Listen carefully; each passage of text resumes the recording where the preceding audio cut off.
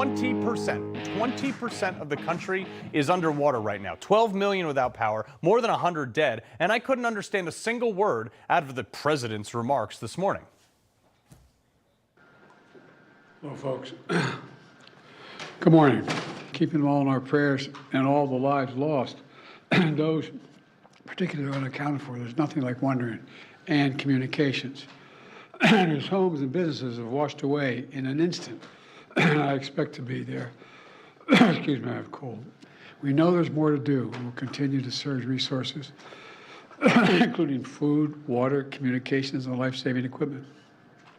We'll be there, as I said before, and I mean it, as long as it takes to finish this job. Wow. He's always sick, apparently. Hey, this makes me think back, though, to Hurricane Katrina. Remember that when George W. Bush, he was like crucified in the media for flying over the damaged region in Air Force One, you know, to look at it. People like Kanye West coming out against George W. The destruction of the spirit of the people of southern Louisiana and Mississippi may end up being the most tragic loss of all. George Bush doesn't care about black people. I mean, at least Bush went.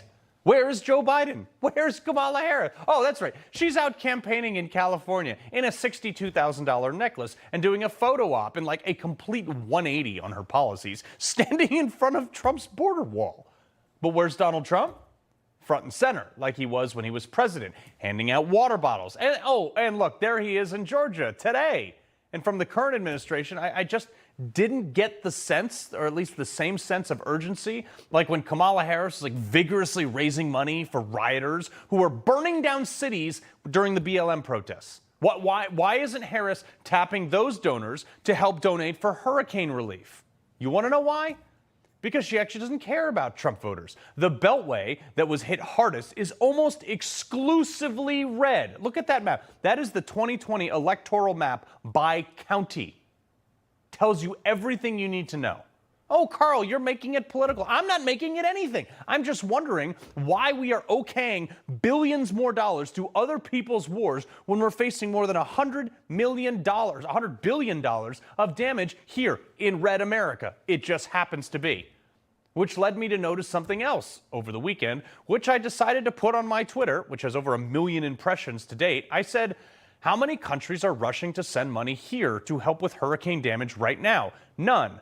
Weird. Yeah, maybe we should stop pouring money into theirs for random stuff.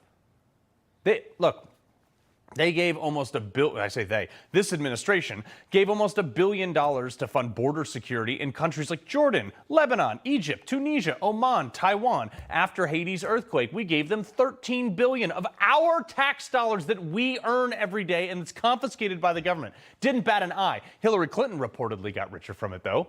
We gave $90 million to Japan, a very wealthy country who owns a lot of our debt, by the way, to aid them in their Fukushima nuclear power plant disaster after the tsunami. The list goes on and on. We rushed to give cumulatively $300 billion in foreign aid to all these countries, from anything from disaster relief to gender studies programs in Pakistan.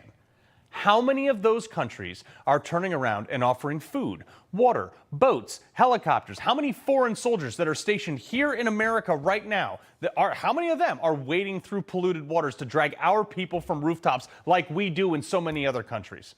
We sent 1,500 firefighters to Canada to help them with their wildfires for forests they didn't maintain. Where's the Canada right now? Right, nowhere.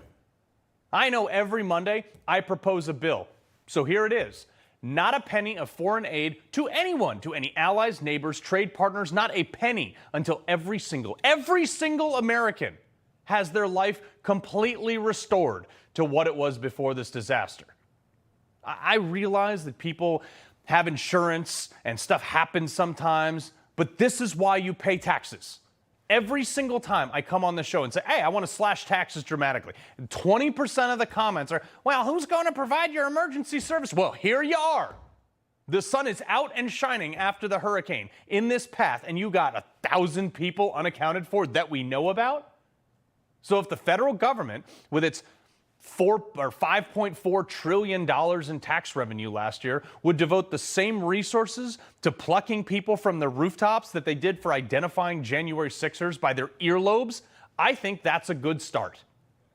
I was happy with or I should say I wasn't happy with the Katrina hurricane response. Look, my sister went to Tulane University in New Orleans, had her entire life turned upside down. I realized how bad that was. I wasn't happy with it. But am I happy with this response so far? Absolutely not. I'm less happy. And I don't get the same sense of urgency, just like the residents of East Palestine when a toxic waste dump exploded in their town. They didn't get a high-ranking visitor or any legitimate help for months. But when a bridge collapses in deep blue Baltimore, federal government, Joe Biden sweeps in and the G-man strokes a check day one. Joe Biden's always saying, hey, we're all Americans. Put your money where your mouth is, Joe. Fix this.